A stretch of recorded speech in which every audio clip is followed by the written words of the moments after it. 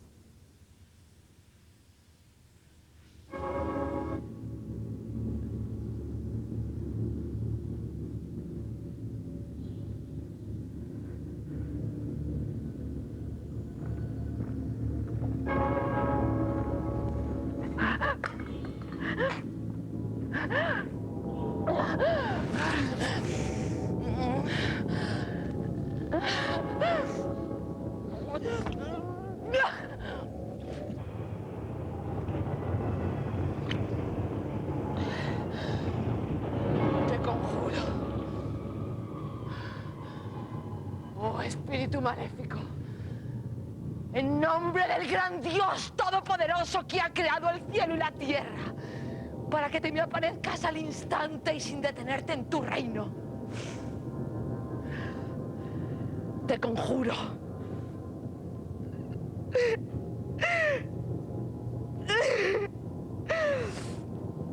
¡Petra!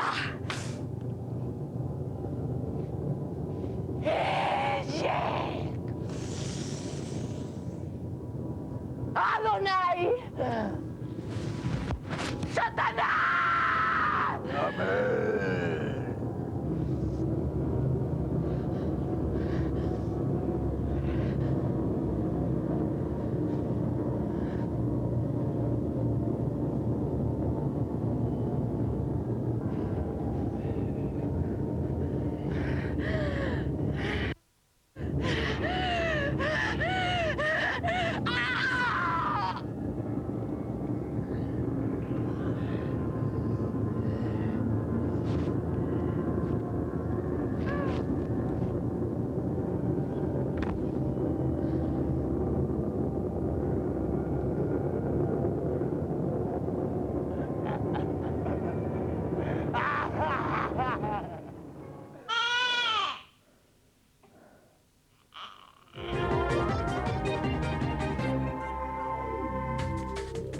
Mucho se ha escrito sobre el poder de las sectas. Las reflexiones son variadas. Un exmiembro lo describía con estas palabras: te encuentras en un momento en que el mundo que te rodea te desborda y en lugar de asumirlo necesitas una explicación. Entonces te metes en esos grupos cerrados en donde sabes que hay una gente que conoces o que te cae bien, y aunque no lo sepas, allí obtienes una explicación para todo. Te organizan el mundo, te lo explican, te quitan en definitiva la sensación de caos.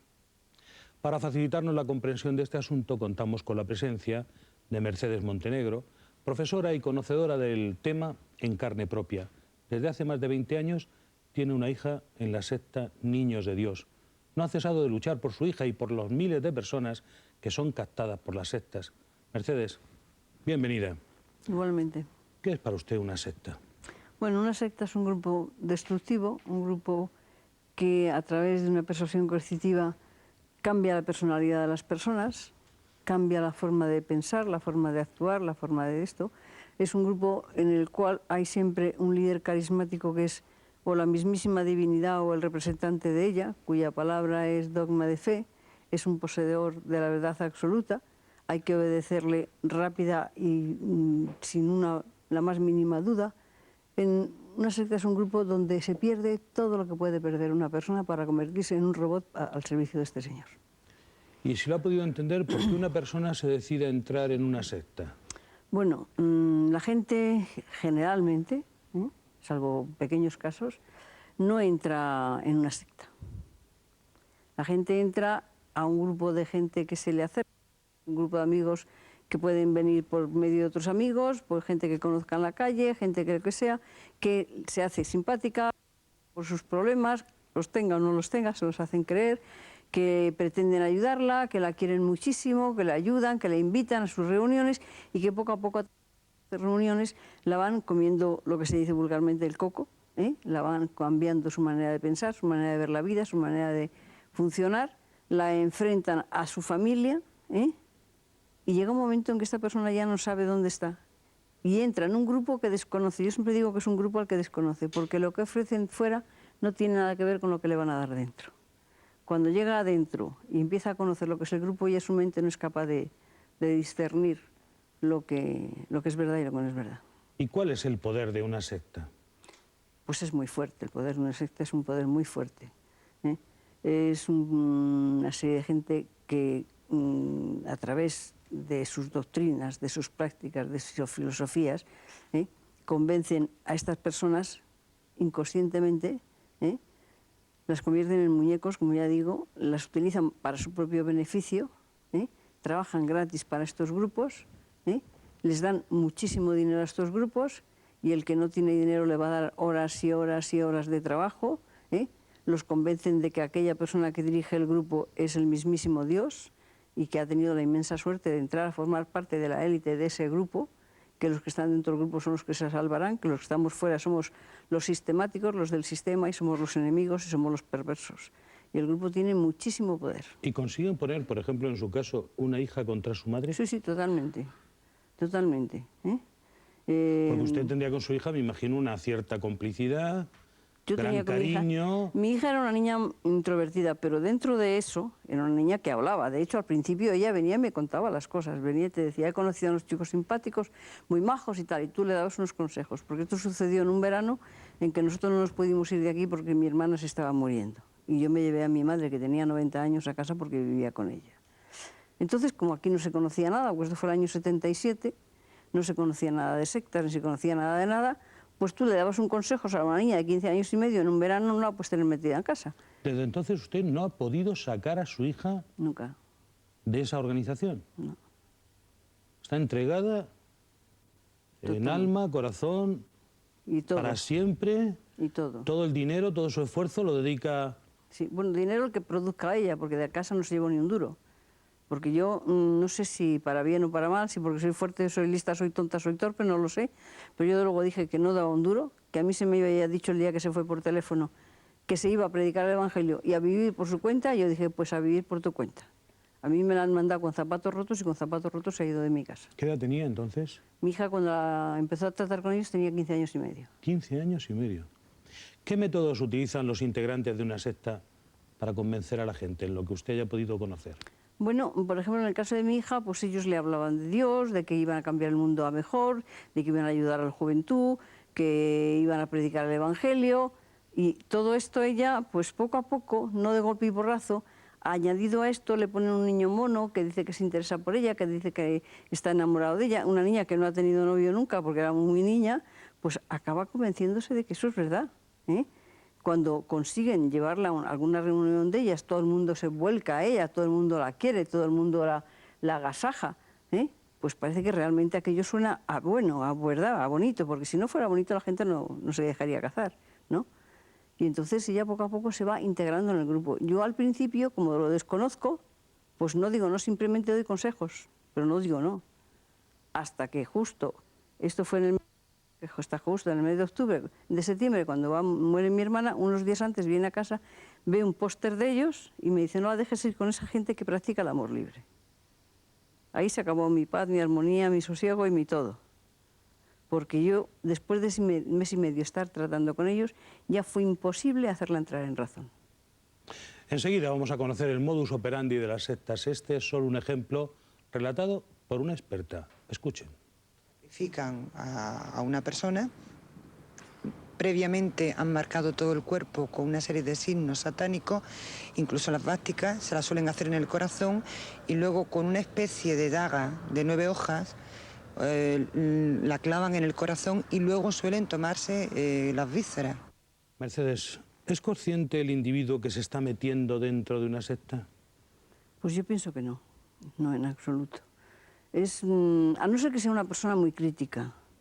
Nosotros tuvimos un caso de 2 primas que entraron en un grupo, menores de edad. Una se quedó y a otra le abrieron la puerta para que se fuera, porque los grupos no admiten preguntas, no admiten que tú trates de enterarte, que trates de fisgarte, ¿no? Y esta era muy crítica, preguntaba mucho y entonces no les interesaba, dejaron salir. La otra, como era mucho más ingenua, mucho más normal, mucho más natural, mucho más inocente, se quedó dentro del grupo, ¿eh? A esa niña la sacamos porque era menor, pero bueno, se quedó dentro del grupo. Estuvo año y pico, 2 años en el grupo, ¿eh? Pero la gente no es consciente de que entran en un grupo negativo. Es más, a veces les dices algo y te dicen... Mercedes, vamos a seguir investigando, indagando en esa cuestión. Unos instantes para la publicidad y comienza nuestra investigación sobre sectas satánicas.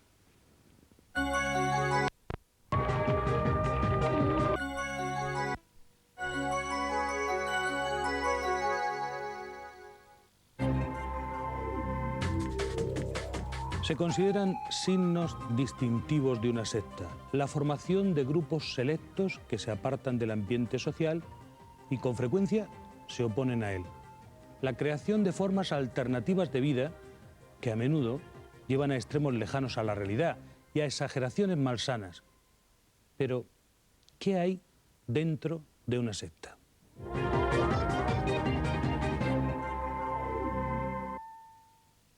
Las sectas satánicas las ha habido siempre y proliferan muchísimo últimamente porque hay un afán de búsqueda de algo que esté en el más allá también, pero que tenga algo de misterioso, de maléfico. O sea, es un curioso fenómeno que se está propagando mucho y sobre todo porque estos grandes sacerdotes satánicos tienen también un gran ascendente sobre estos miembros que ya de por sí son, por así decir, frágiles, mentalmente frágiles. A menudo, las sectas conservan algunos valores, ideas religiosas o formas de vida de las comunidades eclesiales fundamentales. La gran diferencia es que aíslan estos valores y realizan una vida comunitaria rígidamente separada de la unidad originaria y orientada a la conservación y la protección de sí mismos. Nos acompaña hoy Santiago Camacho, gran conocedor del tema, que acaba de publicar Pactos satánicos en la editorial Nautilus, un libro en el que pueden ustedes encontrar verdaderamente un catálogo de estas peligrosas sectas. Ya está en las librerías. Hace un repaso exhaustivo. Santiago, bienvenido. Gracias. ¿Cómo es la vida dentro de una secta? La vida dentro de una secta satánica en concreto es muy diferente a lo mejor de lo que puede ser de una secta destructiva de tipo más convencional o de tipo religioso. Mientras que es primordial en una secta de tipo convencional el aislar al adepto de todo su entorno social, el mantenerle en un sistema lo más controlado posible de vida, en el que se controla la dieta, en el que se controlan los horarios, los hábitos y desde luego las fuentes de información y de comunicación a las que puede acceder y las personas con las que puede conversar. La secta satánica, el miembro de la secta satánica generalmente suele llevar una doble vida, suele llevar una vida perfectamente integrada en la sociedad normalmente, suele ser una persona que aparentemente pues, muchos de sus allegados ni siquiera podrían sospechar este doble fondo que tendría su armario de vida. Y que sin embargo precisamente ese afán distintivo que tienen otras sectas destructivas viene por el propio ideario y por el propio tipo de prácticas, es decir, para mantenerse aislados del resto de la sociedad, para mantenerse aislados del resto de la gente, no necesitan tener un control tan exhaustivo porque su corpus de creencias, sus propias liturgias de por sí muy provocadoras, de por sí muy quebrantadoras de tabús sociales y culturales muy rígidos, pues ya les mantienen así de aparte. A veces hay un verdadero pacto de sangre, que es precisamente el que muy similar incluso al de las organizaciones de crimen organizado, que es el que mantiene esa fidelidad a toda costa de los miembros y que hace innecesario que en este caso concreto pues se mantenga una vida monástica o separada del resto de la sociedad. ¿Qué es una misa negra para que todo el mundo lo entienda? Una misa negra es una ceremonia en la cual los adeptos lógicamente adoran al diablo, muchas veces, incluso me atrevería a decir que la mayoría de las veces, con un propósito práctico. Igual que la misa católica es un acto simplemente de celebración de Dios, la misa negra es considerada por los adeptos de este tipo de organizaciones como un acto mágico, un acto utilitario, es decir, pues aquí a lo más que se puede llegar en una misa católica se hace una misa de difuntos en memoria de un ser querido.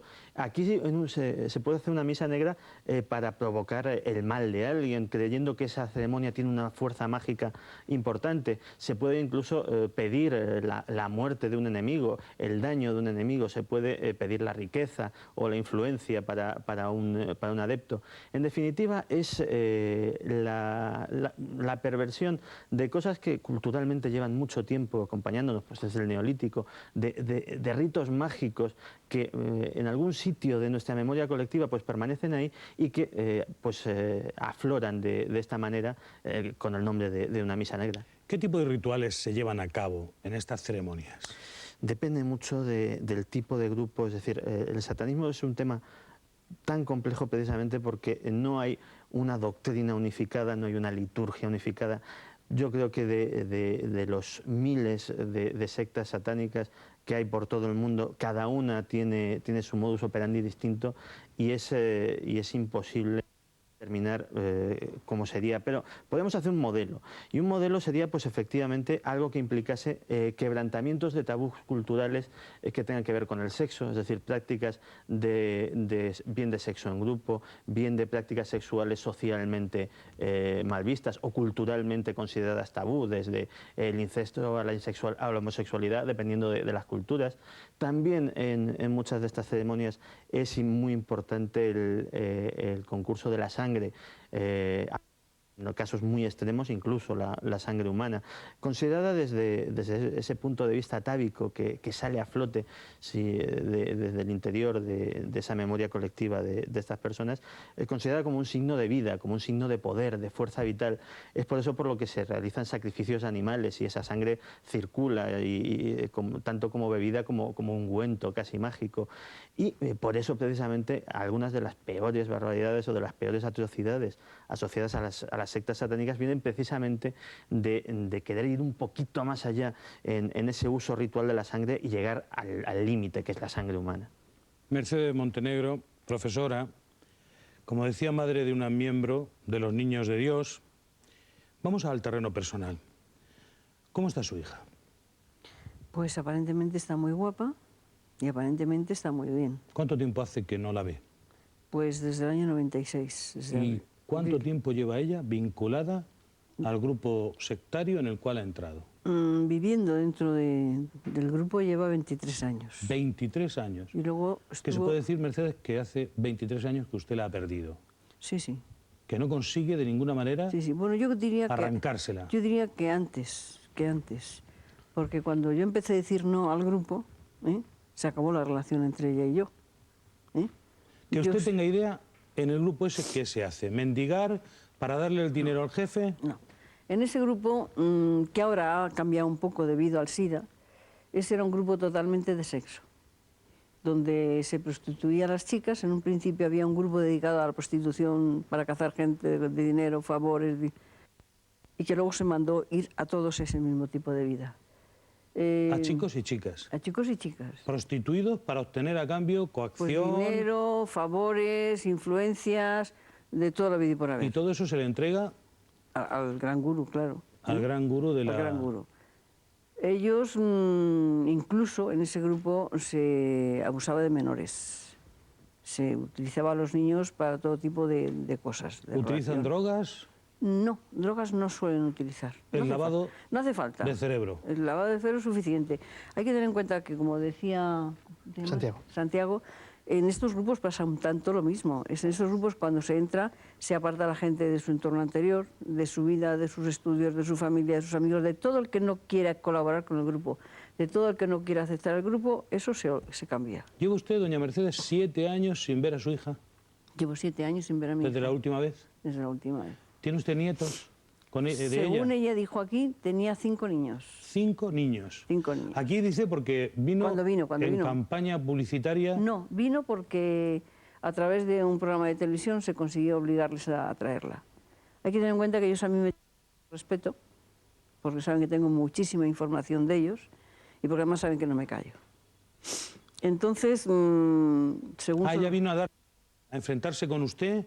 Ella vino en un encuentro el grupo provocado. le dijo que tenía que venir para tratar de hacer creer a la gente que yo estaba equivocada y que ellos eran buenísimos. De hecho, la quisieron llevar luego a otro programa para decir que se habían solucionado las cosas. ¿Y usted qué decía ella? ¿Que está usted trastornada, que no está en sus cabales? No, que yo no soy buena, pues porque, claro, yo me metí en la asociación a ir contra todos estos grupos religiosos minoritarios, porque ellos, claro, se consideran grupo religioso, y que tal. Dije, mira, lo siento muchísimo, pero yo no me metí en la asociación por grupos minoritarios. ¿Y no vio usted ningún atisbo de cariño en ella? No, de atracción? ella era... ¿La llamada de la sangre no funcionaba? No, ella era un robot, preparado, súper preparado para ese encuentro, y como luego estuvo aquí una semana, la vimos 5 días, en esos 5 días la vimos 17 horas, para cada encuentro con nosotros ella estaba súper preparada y súper manipulada en el grupo. ¿Nunca pudieron verla a solas? Sí, la vimos a solas. A solas, pero después de una preparación especial. Sí, ella dormía en la casa de ellos, no te decía dónde, aunque yo sí sabía que estaban en Majadahonda en aquel entonces. Ella no decía dónde, no permitía que la acompañaras más que hasta la estación de Atocha, que ahí la recogían, y no tenía otro tema de conversación más que el suyo. ¿Dónde vive ahora? No lo sé. Puede estar en cualquier lugar de Sudamérica, o de Europa. Puede estar en Europa, puede estar en España, no lo sé. Yo escribo, porque desde que ella estuvo aquí nos escribimos, es una cosa que yo he ganado, porque por lo menos cuando veo su letra digo, todavía vive. Y yo escribo a Londres. ¿Y le escribe usted cartas de algún modo cariñosas o no? Sí, yo escribo cartas cariñosas, pero yo digo verdades como puños. ¿Y ella le contesta con cariño? Ella no fríamente? Contesta nada. Ah, no contesta. Ella no contesta a nada. Únicamente si el grupo la dice, llama a tu madre la atención porque ha dicho eso en televisión y es mentira y es aquello y tal, entonces me llama, me contesta, me dice eso. Pero cuando yo contesto a eso, se acabó, ya no hay más respuesta. Según su experiencia, ¿hasta qué punto la capacidad individual queda reducida en un grupo como estos? Totalmente, totalmente. ¿Eres sencillamente un número? En un grupo sectario no tienes derecho ni a pensar, ni a decidir, ni a dudar, ni a preguntar. ¿No tienes familia? No tienes nada. La familia son ellos y se acabó la historia. Y a partir de ahí, ella es un muñeco que no tiene más que obedecer. Tenga el cargo que tenga dentro del grupo. Es tremendo lo que cuenta usted. Su experiencia debe haber sido terrible. 23 años intentando luchar contra algo que una y otra vez se muestra superior. Pudiéramos decir que contra una pared.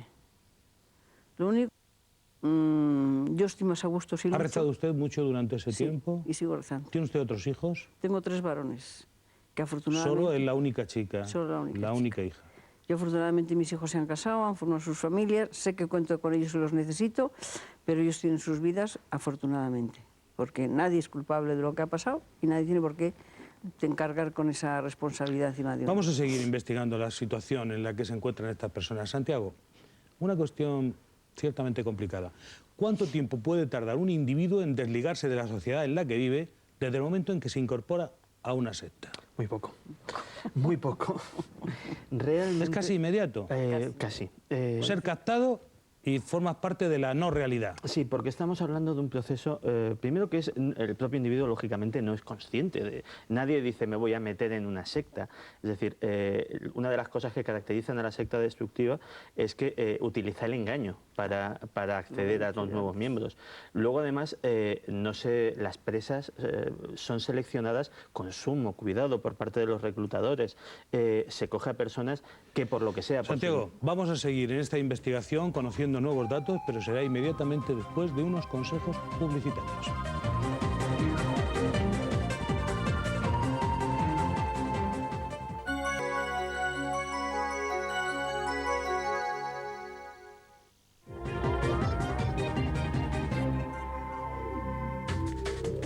Dentro del universo de las sectas hay unas especialmente peligrosas, son las sectas satánicas. A continuación nos vamos a sumergir en ese oscuro mundo, pero antes damos paso a nuestra compañera Manuela con la actualidad del día. Adelante, por favor. Paco, saludos de nuevo. 3 edificios tuvieron que ser desalojados en Cádiz por un incendio ocurrido en una discoteca que estaba en Los Fondos. El fuego comenzó al saltar una chispa durante los trabajos de reparación del local. Los bomberos encontraron en el interior de la discoteca 2 bombonas de acetileno, un material que en caso de calentarse puede provocar una explosión de importantes dimensiones. Tras una hora de trabajo, los bomberos lograron sacar las bombonas sin que estallaran. En las labores de extinción del incendio, 2 bomberos sufrieron heridas graves. Paco, volvemos en unos momentos. Gracias, Manuela. La idea de las sectas satánicas es ir en contra de la falsedad que, según ellos, representa la palabra de Jesús. Más aún, el ideal sería el exterminio total de todos los cristianos. Mantienen una adoración exclusiva y fanática de Satanás.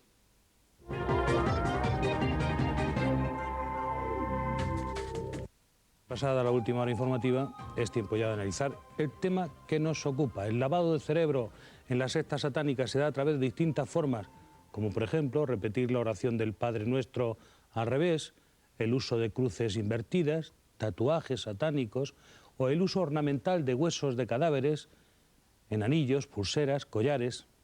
Para avanzar en nuestra investigación contamos con la presencia del sacerdote y demonólogo José Antonio Fortea. Padre, bienvenido. ¿Qué papel juega la religión dentro de estas sectas? Bueno, en realidad ninguno, porque no son religión, son la antirreligión, digámoslo así. ¿Pero ellos se crean contra la religión? Sí. Incluso yo diría que cualquier tipo de religión monoteísta, cualquier tipo de religión que promueva el amor, la fraternidad, la ayuda al prójimo, pues va diametralmente en contra de las posiciones que ellos sostienen. Porque si otro tipo de sectas engañan, si otro tipo de sectas te dicen una cosa pero buscan otra, las sectas satánicas nunca engañan, van siempre con la verdad.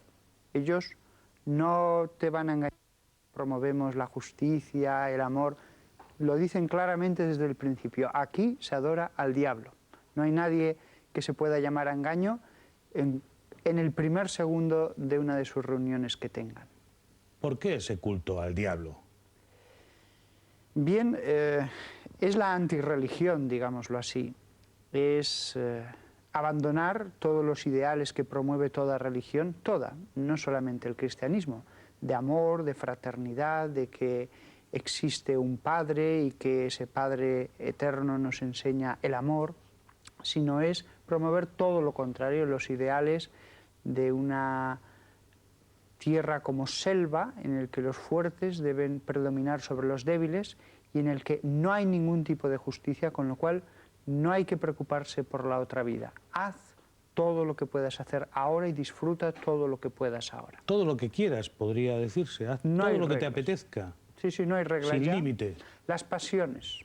Se cultiva las pasiones. Con el aderezo, porque claro, eso también lo podría hacer una persona epicúrea, con el aderezo de decir, hay una fuerza invisible que nos va a ayudar, que es el demonio. ¿Todavía hoy, padre, es posible vender el alma al diablo? Sí, sí. Yo recuerdo de un cámara de televisión que haciendo un reportaje en el País Vasco en una secta satánica, después de filmar una serie de ritos, uno de los miembros le dijo: si tú quieres, aquí está el papel, es posible venderla. ¿Hace falta firmar un papel? ¿O el rito es extraerse un poco de sangre? ¿O da igual el método? Lo que importa es ofrecer tu alma a cambio de la eterna juventud, la riqueza, la buena fortuna. ¿Estos son los términos del contrato? Sí. Lo esencial Mi padre, es... ¿uno siempre que invoca al diablo obtiene respuesta? Lo esencial en el pacto es ofrecer el alma eterna a cambio de unos bienes en la tierra. Eso se puede hacer oralmente, eso se puede hacer por escrito, eso se puede hacer en medio de un rito con más formalidades, y eso es lo de menos. Han variado mucho las formalidades acerca de esto, pero no se consigue lo que se pide, eso lo puedo asegurar. ¿Casi nunca o nunca? No, lo que pasa es que la persona se puede sugestionar, y en eso sí que he conocido a satanistas que... O sea, el diablo se queda con el alma, pero incumple el contrato, ¿es Sí, esto? el satanista puede sugestionarse de que todo lo bueno que le pasa viene porque él se lo concede, pero yo he conocido a alguno de estos satanistas que han vendido el alma al diablo, y lo que creía que había conseguido, visto desde fuera, yo veía que no. Concretamente, esa persona, una de las cosas que creía es haber logrado una juventud a su edad, y yo le vi, no me atreví a decírselo, pero dije, pues como todo lo demás sea como esto... Juventud quiere decir, aparte del aspecto físico, vigor, energía, agilidad, lo que es propio de tener una edad temprana. En este caso, concretamente, que era una mujer, se conformaba con la belleza. Y ella estaba completamente convencida de que la había logrado, pero desde luego puedo dar fe de que no. Padre, conviene decirle a todo el mundo que esté pensando en que es posible hacer un pacto en el diablo, que le van a engañar, que esto no es posible, que aunque llegue a pactar con el diablo va a incumplir el pacto, ¿no es esto? Es lógico, o sea, el diablo no puede decir después, ¿pero qué te pensabas? ¿Es que no sabías quién era yo? O sea, no podemos decir en cierto modo que incumpla, porque quien hace un pacto con el diablo sabe que es el diablo. Luego, él no llama engaño, soy el diablo, promuevo el pecado y promuevo también la mentira, con lo cual el que hace un pacto con él no entiende que es un pacto intrínsecamente imposible, porque en un pacto debe haber una voluntad de mantenerlo pactado. En el diablo, que es mentiroso y que promueve la mentira, no va a haber ninguna voluntad de decir la verdad, ni de cumplir, ni de beneficiar a la persona que hace un pacto con él. Y lo que está en juego es el alma, como decía Umberto Eco, en un texto, no El nombre de la rosa, otro, que eso es lo que tienen los pactos con el diablo, que lo que uno se juega es el alma, y que al final, si uno no lo consigue, pues es el diablo. Santiago, ¿cómo reacciona el captado cuando alguien le descubre y le informa de dónde está metido? El captado generalmente reacciona de una manera hostil. El captado realmente reacciona de una manera hostil, sobre todo porque ya ha sido previamente aleccionado por las personas que le captaron de que ese momento iba a llegar. Es decir, ha habido alguien que le ha dicho, te dirán que somos malos, te dirán... Pero precisamente ese es el signo de que tú eres de los elegidos, de que tú eres de los buenos, y te tentarán y todo este tipo de cosas. Realmente... Posiblemente lo peor que se puede hacer con un sectario en una primera fase es afrontar directamente el tema o hacer un acercamiento muy directo, muy agresivo. O sea, lo que están recomendando ahora mismo los expertos es precisamente acercamientos muy indirectos, incluso fingir o mostrar sincero interés hacia la secta para conocer sus argumentos, sus textos, lo que propugnan, y así precisamente poder tener un elemento para desbaratarlo. Usted, Santiago, que es autor de este libro Pactos Satánicos, publicado en la editorial Nautilus, ¿está de acuerdo con el padre en que el pacto del demonio, el pacto con el diablo, absoluto garantiza que vayas a obtener la eterna juventud, la belleza, el dinero, sino que si logras el pacto te va a traicionar? ¿O no? ¿Usted qué cree? ¿Es posible el pacto con el diablo? Desde luego los que lo hacen sí lo creen posible, y sí estoy de acuerdo con el padre en una cosa, que el pacto se cumple o no en función del poder de la sugestión del propio sujeto en la fe que haya puesto en ese pacto, pero realmente no hay una energía sobrenatural o externa al propio individuo que contribuya a eso. Lo que sí sucede desde un punto de vista estrictamente racional... Pero aquí hay mucha gente que ha querido pactar con el diablo. Y algunos... Y todos... Magos, alquimistas, individuos que dicen tener poderes sobrenaturales... Y como muy bien decía el padre, casi todos, por no decir todos, creen que lo han conseguido. Pero en cierto sentido, solo en cierto sentido... Pactos satánicos. No Esto no engaña a nadie. No, no están equivocados. Pero lo que pasa es que la propia ceremonia del pacto implica un psicodrama, una puesta en escena que, como hemos dicho antes, implica, por ejemplo, quebrantar tabúes, quebrantar dogmas morales muy fuertes, muy impuestos desde Pero aquí se busca fundamentalmente el poder, el sexo, el dinero... No, generalmente... ¿La influencia en la sociedad? Tampoco. La persona que hace algo tan tremendo realmente es porque la mayor parte de las veces ha llegado a un punto de desesperación tal que es la única vía de salida. Generalmente porque son personas muy apegadas a los bienes materiales, muy apegadas a determinado tipo de vida, que ven que se les escapa. Esta señora que mencionaba el padre, que veía que se le escapaba su juventud, debía de desesperarle de una manera tan profunda que decidió coger la última alternativa, que era esa precisamente. A continuación le vamos a ofrecer uno de los modus operandi en un rito satánico ocurrido en Brasil. Me llevó a su favela, me pusieron como una especie de túnica con capuchón, que iban casi todos así, y cuando vi que estaban todos en trance, primero degollaron unos cuantos pollos y unas cosas, y luego ya cuando el trance era absolutamente efervescente y paranoico, ¿no? Pues cogieron a un niño que por lo visto estaba enfermo, lo abrieron, le sacaron el corazón y lo enterraron en la arena. Vamos a seguir investigando lo que hacen en las sectas satánicas y qué efecto tienen sobre las personas que se dejan atrapar, que son captados. Pero ahora quiero volver con Mercedes Montenegro. Mercedes, usted que es profesora, que tiene una hija prácticamente perdida en una secta no satánica, pero una secta probablemente destructiva. En su caso, ha destruido el cariño que su hija le tenía y la unidad familiar. ¿De qué forma se le puede ayudar a su hija? ¿De qué modo podemos defendernos de las sectas? Bueno, la mejor forma de defenderse en un grupo sectario es la información y el conocimiento de cómo funcionan, de cómo... O sea, esto que estamos haciendo aquí, que todo el mundo se entere de lo que es una secta, de cómo a qué se entra y que es muy difícil salir. Y que es muy difícil salir. Y cómo se te van a acercar, y cuáles van a ser las ofertas que te van a hacer.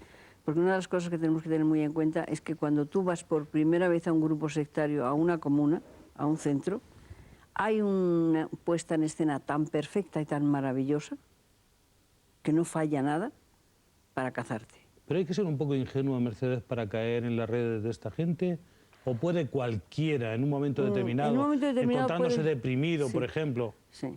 Puede cualquiera caer en un momento determinado, en un momento psicológico determinado de la persona. Y luego ellos se aprovechan, yo siempre digo, porque a mí me han venido muchísimas familias, me decían, es que mi hijo es muy bueno, claro que es muy bueno.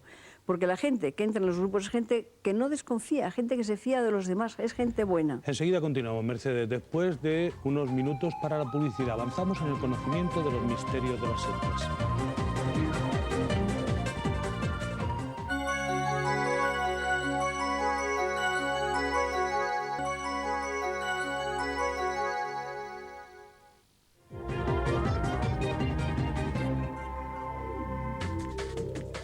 Antes de seguir nuestra investigación sobre las sectas y su poder absoluto sobre los adeptos, vamos a conectar de nuevo con la redacción para conocer la última hora. Adelante, Manuela. Paco, una patera ha vuelto a naufragar en las costas de Fuerteventura. Al parecer, el suceso ocurrió cuando los inmigrantes divisaron una patrullera de la Guardia Civil. En Aguas Canarias se busca ahora mismo los cuerpos sin vida de 13 personas. 6 desaparecieron en Fuerteventura hace una semana en un naufragio, otras 9 anoche. La historia se repite de nuevo. Otra patera que intenta alcanzar Canarias. La Guardia Civil, que les avista a media milla de la costa, va a detenerles y cuando llegan la patera se hunde y desaparecen 9 inmigrantes. A las 10 de esta mañana se encontraba el primer cuerpo. Esta es la patera en la que viajaban 23 personas. Tenía una vía de agua. Cuando los inmigrantes vieron a los equipos de salvamento se pusieron nerviosos, se levantaron de la embarcación y esta volcó. Era de madrugada y, como casi siempre ocurre, los inmigrantes no sabían nadar. La Guardia Civil logró rescatar a 16 personas. El resto desapareció en las aguas a solo 800 metros de la costa de Fuerteventura y delante de la patrullera. Entre los supervivientes, los patrones de la patera, los únicos marroquíes que viajaban en la embarcación. Hay pocas posibilidades, como siempre. De hecho, si ya se ha encontrado el primer cuerpo, lo lógico es que pensar que sean cadáveres, lo lógico. Cuerpo sin vida que va escupiendo el mar. Ayer la Guardia Civil encontró otros 3 cuerpos del naufragio de la semana pasada y esta mañana otro más. Se sabe que es de este naufragio por su estado de descomposición. Uno de los inmigrantes apareció incluso atado con una cuerda tal y como cayó de la patera. A estas horas siguen buscando por mar y aire. En menos de una semana han muerto 8 personas y se busca otras 13. Paco, son ya 2 las pateras que han naufragado en menos de una semana en las costas de Fuerteventura. Volvemos en unos momentos. Muchas gracias, Manuela. Numerosos grupos de fanáticos a la búsqueda del poder, algunos adictos al sexo y todos dispuestos a vender su alma. Pero, ¿qué obtienen a cambio? Lejos de nuestra frontera, los seguidores de Antón Lavey, el Papa Negro de la Iglesia de Satanás, nombraron recientemente miembro honorífico de su iglesia a Marilyn Manson. Ustedes lo recordarán, ha estado en España. Los nuevos miembros arriesgan su salud mental y quizá su vida.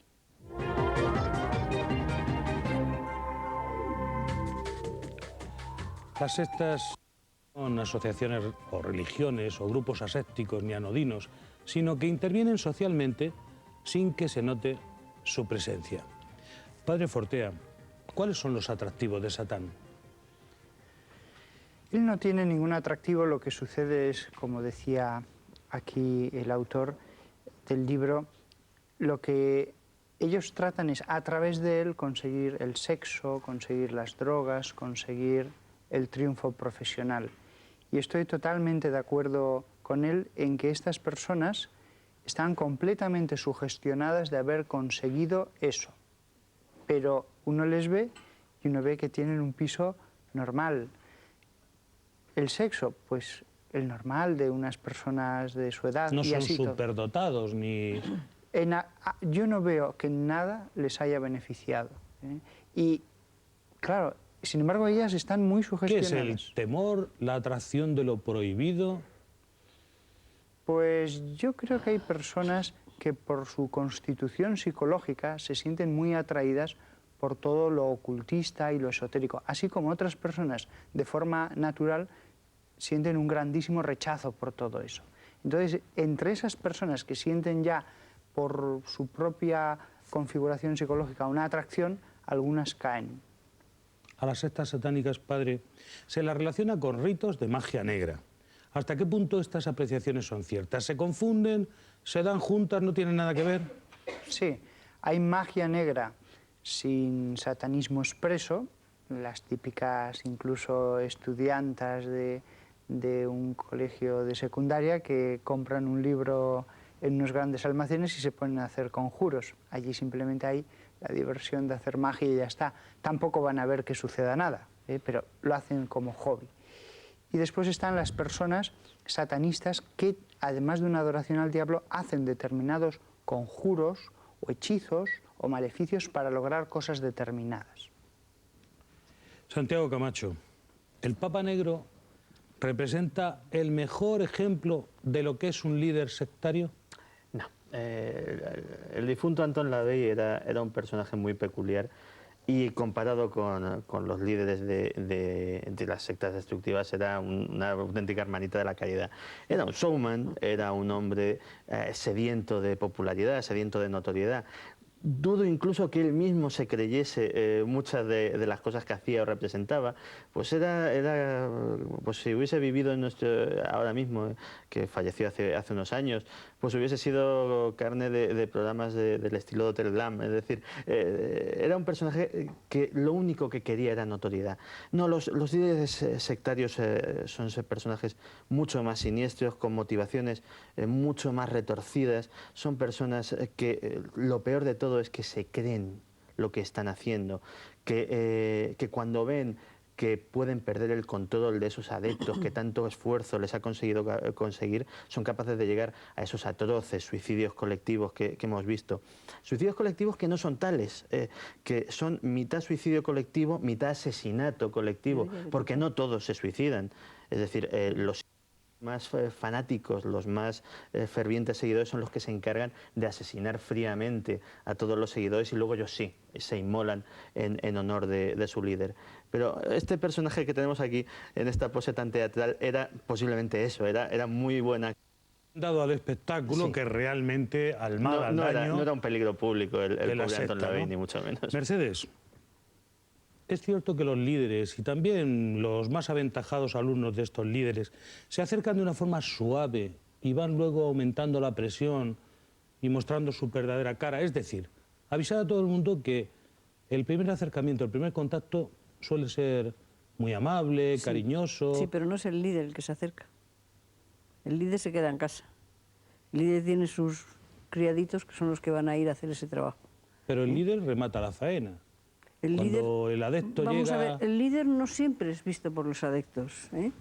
Porque aquí puede haber una comuna de Niños de Dios o 200 o de Partido Humanista o de Munis o de lo que sea, ¿eh? Pero el líder no va a venir aquí a ver a ellos. Bueno, yo me refiero a que hay una cantidad de líderes locales o... Sí, el cabecilla sí. No el gran maestre o el cabecilla del grupo sí. El cabecilla del grupo le va a convencer de que... Bueno, pero entra muy suavemente, ¿verdad? Sí, para claro, que la gente se alerte. Claro.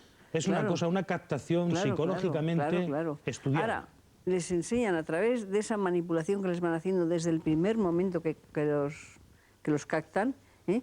Esa manipulación les van enseñando, como decía, me parece que eras tú antes el que lo decía, es el que los demás no somos nada, somos mentira, somos sus enemigos.